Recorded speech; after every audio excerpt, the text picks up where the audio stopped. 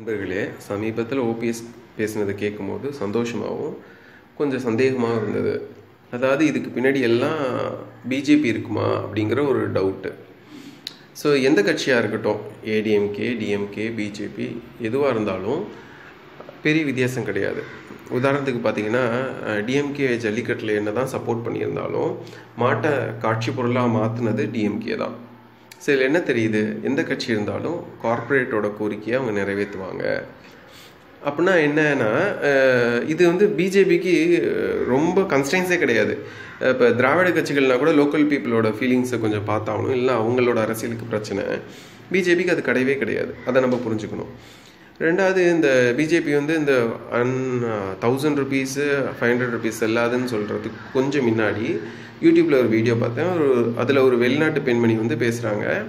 அது எப்படி சொல்கிறாங்கன்னா, இந்தியா இவ்வளோ நல்லா இருக்கிறதுக்கு காரணம் அது எந்த மாற்றம் வந்தாலும் அதை அக்செப்ட் பண்ணிவிட்டு அடுத்தடுத்து போயிட்டே இருக்குது அப்படின்னு ஒரு பாசிட்டிவாக சொல்கிறாங்க.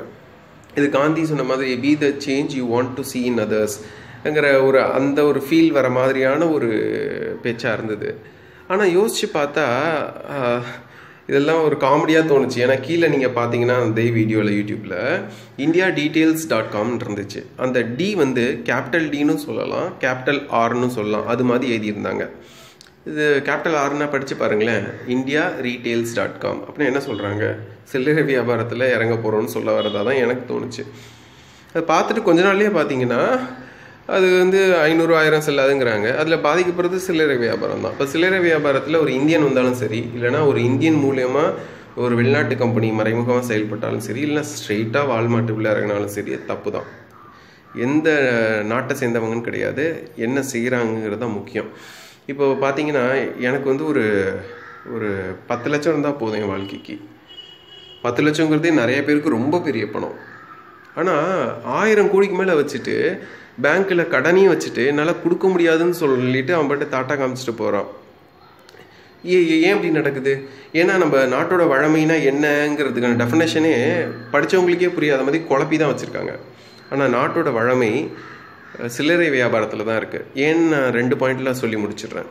ஒன்று, ஒரு சில்லறை வியாபாரி ஒரு பொருள் கெட்டு போகக்கூடாதுங்கிறதுக்காக பெஸ்டிசைட்லாம் கலந்து அது கெடாமல் இருக்கிறதுக்கு எதுவுமே செய்ய மாட்டான். ஏன்னா அவனுக்கு அதுக்கான பணம் கிடையாது.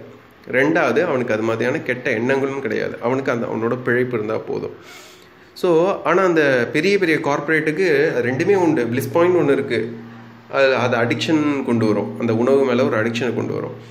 அப்புறம் கெட்டு போகாமல் இருக்கிறதுக்கு பெஸ்டிசைட்ஸ் ஆட் பண்ணுறாங்க, அதுவும் இருக்குது. இதிலெல்லாம் அவங்க கெடாமல் இருக்கிறதுக்கு இந்த 2 விஷயத்துக்கும் கோடிக்கணக்கில் ரிசர்ச் பண்ணிகிட்டு இருக்கான், கோடிக்கணக்கில் ரூபாய் செலவழிக்கிறான். ஸோ நம்ம கொஞ்சம் கவனமாக இருக்க வேண்டியதாக இருக்குது.